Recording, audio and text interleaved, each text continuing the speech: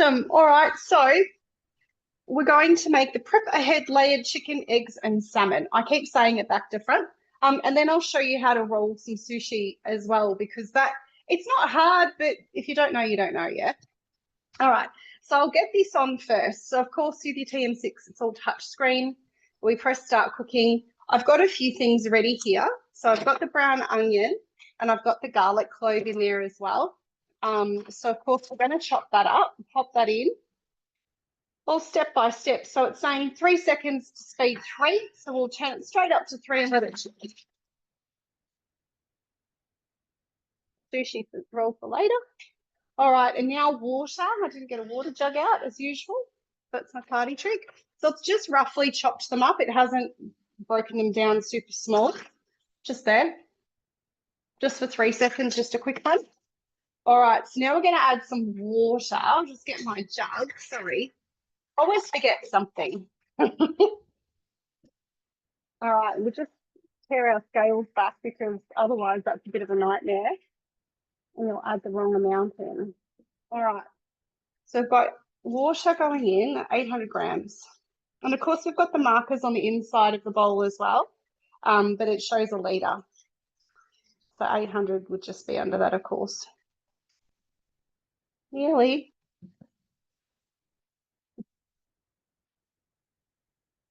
There we are, that'll do. And now, chicken paste. Do you make your own chicken paste? Stock paste?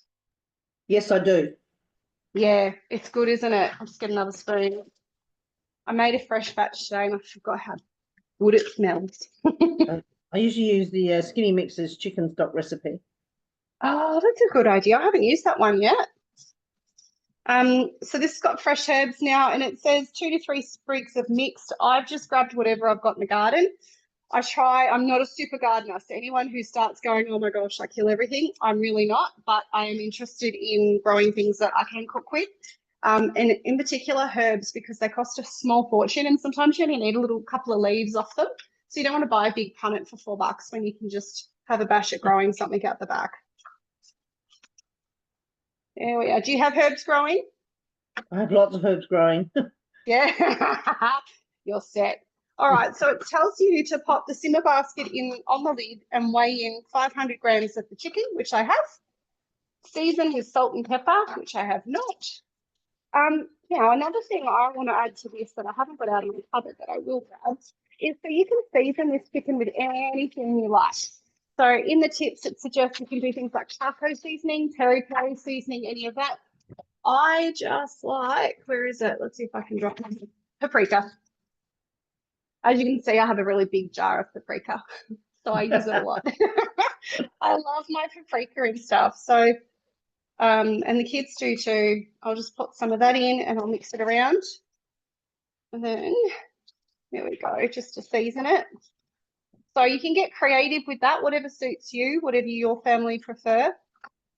All right, so it says season and then place aroma dish. We've got, so this is the prep ahead bit. Now, I'll pop this down. So you can see my aroma here. I've popped the 8 eggs in the bottom there. And it tells you step by step. And then it says to line with baking paper and put your salmon seasoned as well on top. Now, with this, with the baking paper, what I like to do when I'm using it for meat, I run it under the tap and I squeeze it out tight and then I line it. It just seems to stop it sucking the moisture out of your food. But it stops, so like especially the meatball recipe where you would get a thick, yucky, gunky sort of thing all over your veggies underneath. It stops all of that happening, but it keeps the moisture in. So that's a little tip there. All right, so I've done it for years. So we're putting the chicken in and then we're putting the aroma on top. So it's a very, very simple recipe, but I mean, depends on how many people you're feeding. Ignore me, I've got my own old aroma. All my new ones are packed up from the last market I did, and I'm like, I don't do. So there's the see-through one there. All right, so that's going to do its thing for 15 minutes. While that's doing it, we'll roll some sushi.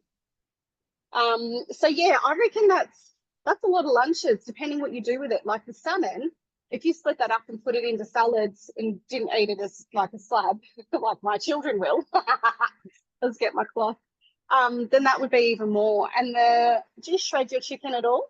Have you done that yet? Yes, I've shredded the chicken and used it on Yeah. sandwiches. Oh, it's delicious, isn't it? I suppose you could use it in sushi as well.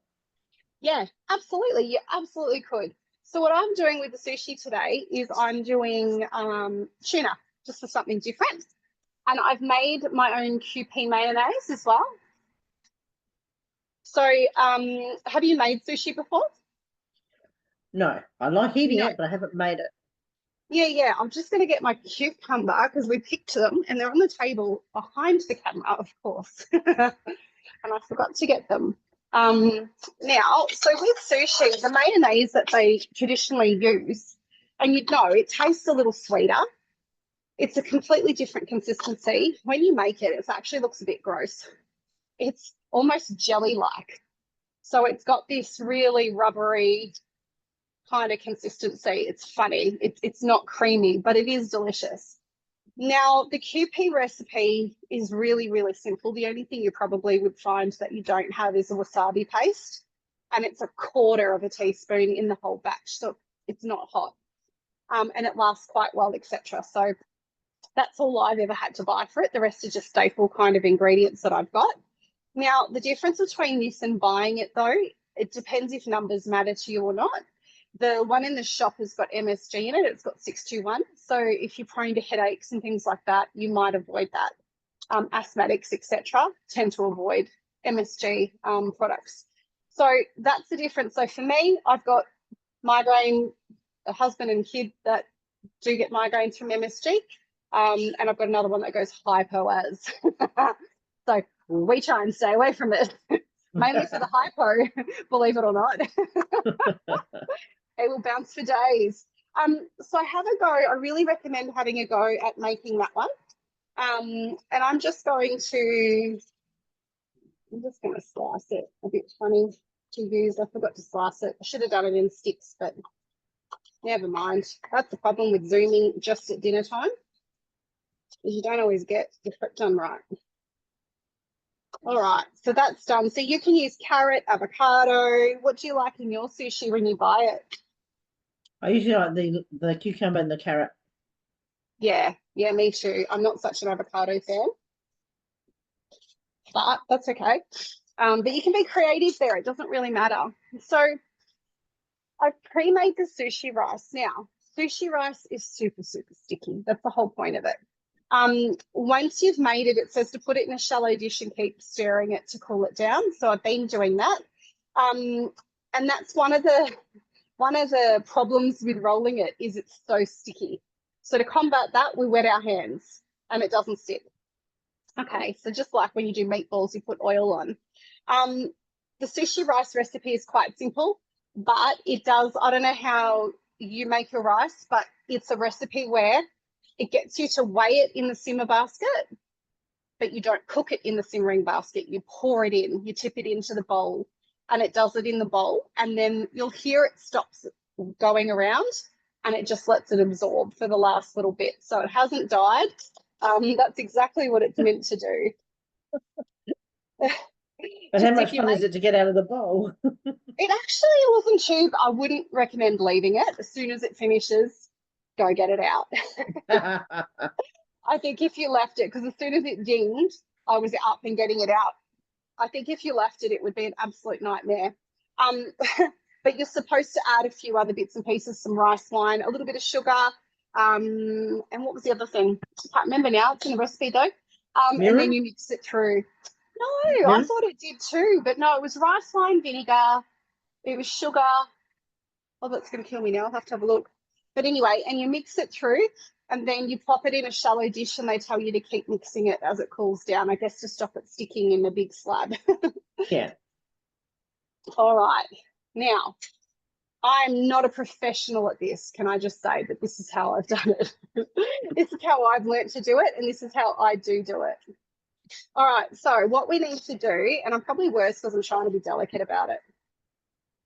You know, when you're in your own kitchen, it's different and no one's watching you. Yeah, I did do a class on doing sushi once, but we all got to do different components of making it. So Oh, that's why I said I haven't actually done it, because I haven't actually started from scratch and done it from start to finish. so what part did you do? My part was actually rolling. Oh, so you probably know more about this than I do. Feel free to chime in if you've been taught differently. Okay. I'm open to it, absolutely. Because as a consultant, we kind of learn on the job, and we learn from each other a little bit, and we work out some other things in between. So yeah, definitely open to suggestion if you've got other ways too. I'm sure there's multiple ways to do it. Doing it All the right, way that I was taught, so. yeah, a little gap down the end. Mm-hmm. Yeah. Otherwise, the first time I made sushi, I didn't put a gap down the end, and it just wouldn't stay. It kept unrolling. Oh dear. All right, and I'm just going to put. So with this one, so when I make it with, I never normally make it with tuna. I normally make it with pieces of chicken along, and then I just do one, and then I roll it up. Whereas this, I guess you could put it over the whole thing if you really wanted to. What was in the one you rolled? It was chicken, avocado, carrots, and cucumbers. Yum. But I think it was teriyaki chicken from memory. Oh, yum. I always get teriyaki chicken when I go get sushi. That's my favorite. Or salt and pepper. I don't mind the Californian rolls. Oh, yeah, they're good. My husband loves those too. All right, so wet hands. So I just give it a push down to make sure. I mean, I did it with the spoon, make sure it's all good. Let's see if I'm doing this live and recorded, if I can do it. And then just like rolling it on itself, but making sure that that's quite tight. So Yes. you've got, it looks scary, but you've actually got room to do that, to stop, give it a minute, and just keep turning it. That way it's tight, because you don't want it to not be firm. Now, the one thing I didn't do was wet the end. I always forget that bit. And then I've had a little bit of rice fall, and that's okay. Just scoop that out. I'll just dampen the end because I've got wet hands anyway, and that'll roll on itself. Now, you can make these as little or as big as you like. Just get it serrated knife because it's much easier. And I mean, I didn't say I would be neat. That should be a disclaimer on any of my Zooms. I'm not a meat cook at all. But there you go. So that's it. There's your roll of Perfect. sushi. So you can cut that into your little pieces. You can cut it into big, whatever you like, into slices, whatever sort of suits. But I do find a serrated knife makes it much easier. Otherwise, you squish it. So you've just got to be a little bit gentle. So rather than pushing down with your knife, just serrate it. Let the serrated knife go, the edge go through. There we go. And I forgot to put my cucumber in. I knew I'd do that. Next one. Oh, I always do that. It's so funny. I thought, Eat no, it no, on the no. side. Yeah. It can be on the side. Oh, we can create a deconstructed sushi roll. But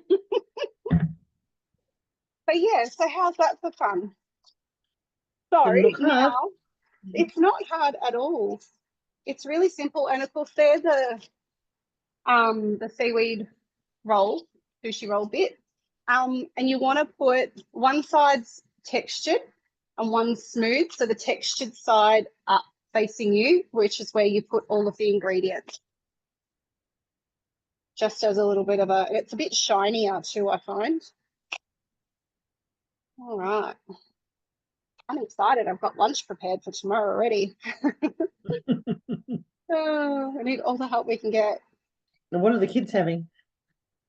For lunch, Mm-hmm. one's claimed the eggs because he actually boils eggs, and then even when I'm not home, he's 14, and he will then peel them and put them back in the Thermomix on reverse just for a couple of seconds with some mayo, and he gets it to mash them for him for his egg sangers. Oh. So he doesn't put a touch of curry in there? Pardon? Doesn't put a touch of curry in there? No, he doesn't. He doesn't like he doesn't like that flavour. But you could salt and pepper, curry powder, whatever. He just puts a bit of mayo and misses his eggs up. So that's a bit cool. Makes it easier. that's for sure. I'm nearly out of tuna, but that's okay. We'll make it work. I love tuna. I need to eat more of it. It's good for us, isn't it? Mm-hmm. All right. Although I think I wrecked it putting copious amounts of QP mayonnaise on it. I may have killed the nutritional value there a little, but that's okay. We get there. All right.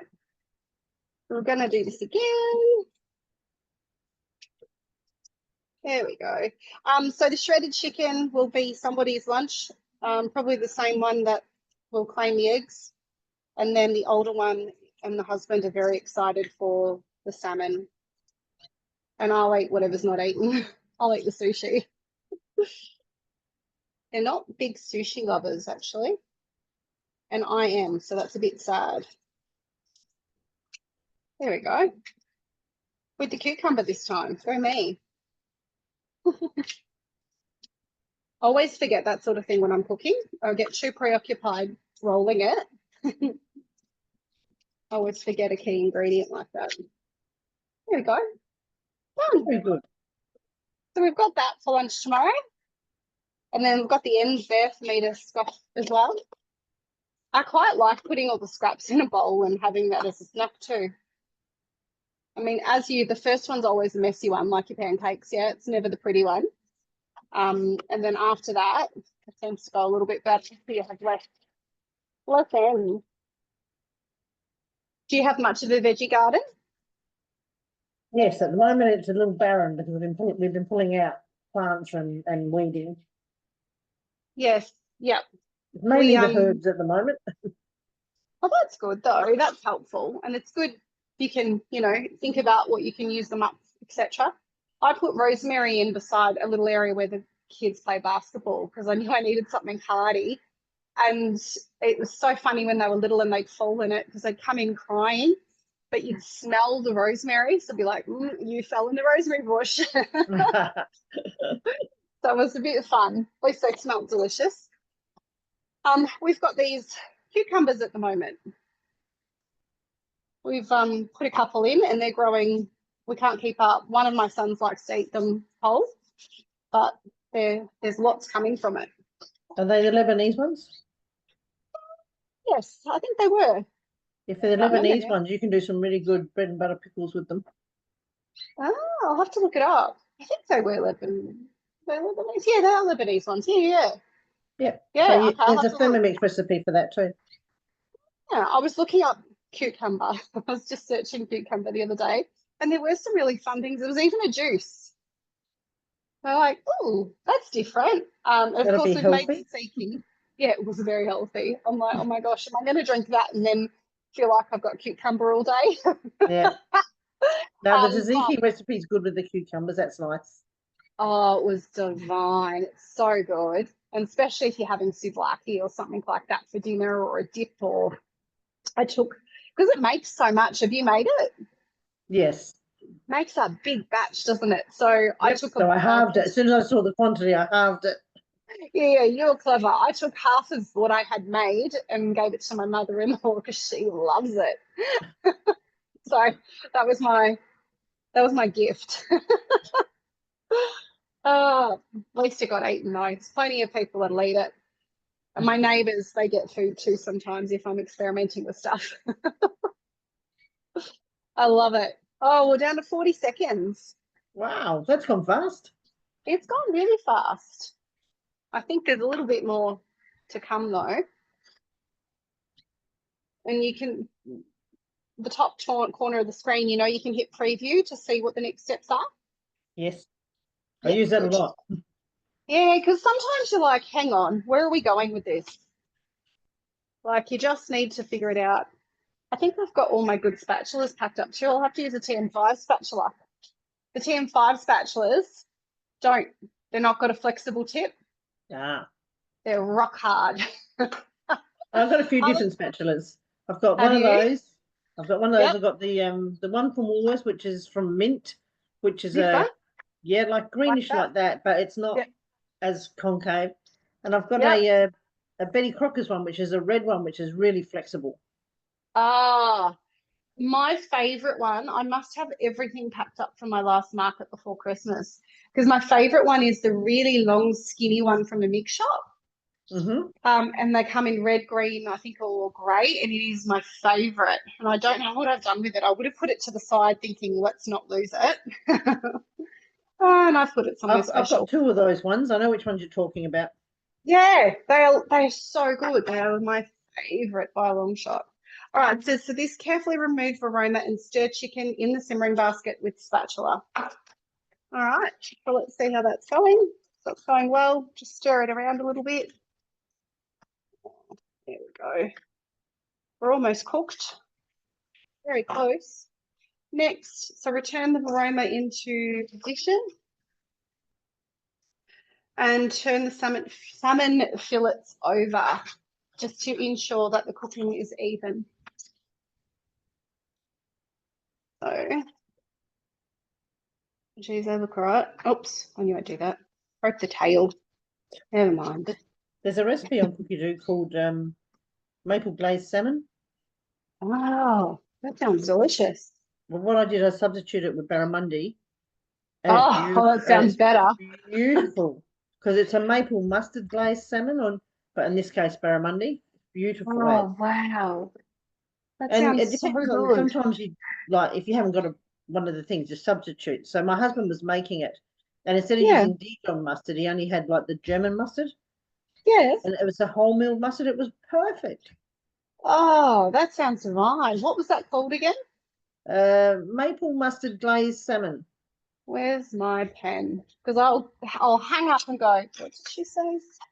Maple mustard. I think it's just called maple glazed salmon, but I know it's got mustard in it, so it might be in the title. You might just have to put maple and salmon. Yeah, that's It'll bring it up. brilliant. That's And it's a great. good. It cooks like you're cooking this salmon. It cooks in the varoma on the top on the parchment. It's so easy when it's like that. Super, Mm. super easy. Hi, Sam. We've got Sam with us too. Sam's a TM5 and TM6 customer that is also a wizard with her Thermomix. I do love them. Hello. Hello. Sorry, I'm unpacking the grocery shopping. Hence the lateness. Apologies. That's fine. I was going to guess you were sorting children. Hi, Sam. No, they've run away for the night, which is really nice. So I thought, oh, perfect timing, and then forgot about this. I was at the supermarket and went, oh. That's right. I've got Michelle here. Sam, Michelle, Sam. Hi, Sam. Oh, So she can't hear me. yeah, sorry. It sounds like you have a Thermomix too, Michelle. I do. Lovely. Do you have a 5 or a 6? I have a 6. Ah, nice. I'm hoping to fall more in love with my 6. I tend to use the 5 over the 6, and only use my 6 when I'm needing 2 Thermomixes running at the same time. Okay, that's good to know. We can help. We can swap that round. Is that because you probably don't use Cookie Do as much? Yeah, I'm mostly skinnies, so I just find the 5 is so much quicker to jump in and out of scales. I wonder if you've seen. So when you're cooking, have you seen the 3 dots in the top corner to go to scales? Oh no. I'm like, because normally there's something little. Let's see. Can you see? Or is it too bright? Yeah, it's just slightly too bright. So I'm unplugging my kettle and putting my 6 in. So that's how often I don't use it. I'm like, I just don't know how to. Can you see the screen now? Oh yeah, that's better. I've just turned my lights off. All right. Sorry. 3 dots, scales. Straight to scales. And then cross. Otherwise, see, I knew I just needed. Yeah, if you're using a manual recipe, you can go that way, or because we're cooking, it's a little bit tricky. But once you're cooking, just 3 dots to the next thing. Yeah, I reckon that's because I knew it would be something simple as that. Otherwise, I just keep it on this screen and just go scales, move, but then you've got to cook, I guess. So yeah, I don't know. I don't use mine manually as much, like the manual recipes as much. I love Cookie Do. I'm a bit slack. Yeah, I just really love the skinnies. I don't know. I use the skinnies as well. Yeah. Yeah, I do too. But Last week I use made the rendang, the beef rendang. I love the beef massaman that you then pop in the slow cooker too. So it's still saying preparing online connection, but I don't have 3 dots unless you're talking about the 3 lines on the left, but that's the menu, isn't it? when you're in cooking, it'll come up the top right. But from the do. home screen, so say I'm at the home screen because I'm doing a skinnies. So if you're on the home screen, then you're just in with your modes, yeah? Yeah, Hang so on, I'm let me having to switch flick that. and then press scales and then pressing cross and then, you know, pressing home again. I just find that's a pain compared to the TM5. I've got a brain fart. I need to do it. 48 seconds. Yeah, sorry. I'm like, no, because I do manual recipes with it, but I don't feel it. Have to think. Because yeah, you're on that screen doing it manually, and then you can just swipe to scales. Yeah, I just find it annoying because on the 5 I can just press scales at the bottom and it's there. So this is a swipe and press. Yeah. So And it's then just a having swipe. Yeah, but then once I've done it to get back, so say I've put my weight in, I'm then pressing cross and then pressing home or swiping.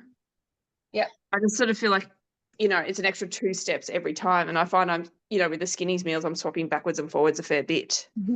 Okay. Let me just. So from here, scales. Oh yeah, you got to hit your X. You can't scroll. Yep, Yeah. you're right. Yeah. And So that's swipe. why I just tend to just go for the 5. That's good feedback. So I feel like, yeah, there just needs to be a couple less steps. Yeah. Okay, that's interesting. And probably just because I use Cookie Do so much. Yeah. Sorry. No, I love it. Like I can convert normal recipes. Like I'm quite happy to just scroll taste and all that now too. If I Yeah. can't find what I'm looking for on Cookie Do, and yeah, Yep. I'm pretty happy that I can pretty much convert most recipes now, Oh yeah, you'd be which is very awesome. accustomed to doing that, no doubt. And I then think another thing to double check is you've got your filters right on Cookie Do to make sure you are seeing the most that you could see on Cookie Do. That makes sense? All right, so I'm just going to take all this off and then I'll show you if you like. I'm just going to make sure your filters are all still right. okay, All right, so it says to take it all out. Look at that. So it's a good prep one, this one. You can see all the juice that it caught with the paper. And then the eggs. So easy. I mean, you could have this going while you go have a shower or something after dinner, like if you want to prep for the week in your time for. Quite easy. All right, now spatula with the little hook. There we go. That's turned around. Turn that back around, and you know how to get your spatula in and out too. Yep. Your simmer basket with your spatula. So you can sit it there to drain if you want. Like you can just tilt it like that, and it just sits there quite nicely with rice or anything like that. Otherwise, it says place simmering basket over a jug and strain liquid stock into it and then set aside to cool. So you can keep that as liquid stock. Okay. So it's not wasting it. Because that had all of those, it had herbs and stuff in it. It's my thermo server. I think I just used it for dinner. How bad's that? I did. All right. Let's just use another Thermomix bowl then. All right. So we'll pop that into another bowl. The chicken into a bowl. There we are. So that's all done and dusted. And then it wants us to use this as a strainer because we've got the stock, but of course we don't want the bits. So we'll pour that in there. Now, you can serve it all as desired. So what would you be doing with your chicken? You're putting it in sandwiches or, Make chicken and corn soup yeah? because you got the stuff there. Yep. Yeah, You true. could make tacos Yeah. or the soft tacos. Yep. Absolutely. And because it's 85 degrees, I probably need to let it, I do need to let it cool down a little bit before I shred it, unfortunately. But then you can put, if you're going to make sandwiches or whatever with it, you can put your mayo in and let it shred just on reverse for a couple of seconds. And then it comes out perfectly. And you can see it's got quite a lot of flavor in it from all of that stock. And Sam, we made sushi before. There's the sushi there. So that's done. We've got everything done and dusted. That was very quick, wasn't it? It was actually surprisingly quick. Yeah, I know. All right, I'm just going to end the recording. Thank you for those watching the recording that forgot to attend. That's okay. Sam can rewatch the beginning of it. Yeah, exactly.